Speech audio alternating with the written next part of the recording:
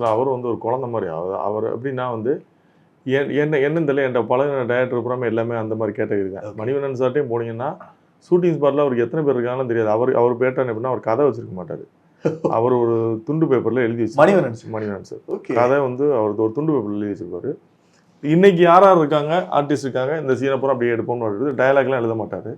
ஸ்பாட்டில் அவருக்கு டயலாக் வரும், அப்படியே சொல்லுவார், எடுப்பார். அவருக்கு வந்து சீன்ஸ் இல்லாதனால வந்து ஸ்பாட்டில் வந்து நமக்கு வந்து ஒரு நாளைக்கு 250 பேர் 300 பேர் இருப்பாங்க அங்கே செலவாகும். மற்றபடி அவருக்கு வந்து ஒரு இன்டென்ஸாக இந்த ப்ரொடியூசருக்கு வந்து நம்ம செலவழித்து விடுவோம்னா அவருக்கு அந்த மாதிரி இன்டென்ட்லாம் இருக்காது. ஓகே, ரொம்ப நல்ல மனுஷன். 10 காசுக்கு ஆசைப்பட மாட்டார். ஏன்னா கம்யூனிசவாதி அவர், ரொம்ப கம்யூனிசத்தை இது பண்ணுறவர், ரொம்ப இதாக இருப்பார். எந்த டாபிக் எடுத்தாலும் பேசுவார், ரொம்ப அப்டேட்டடாக இருப்பார். அவருக்கு கூட நான் ட்ராவல் பண்ணுற காலத்தில் தான் இந்த வாட்ஸ்அப் வருது முத அப்புறம் இன்ட்ரடியூஸ். நானே யூஸ் பண்ணல வாட்ஸ்அப் அந்த டைமில். அவர் வாட்ஸ்அப் வச்சுட்டு அவங்க வாங்கிடுவார். என்ன பண்ணுறீங்க அப்படின்னா, வாட்ஸ்அப்னு ஒன்று வந்துருக்கு, அதில் மெசேஜ் பண்ணிட்டு இருக்கேன். ரொம்ப அப்டேட்டாக இருப்பார்.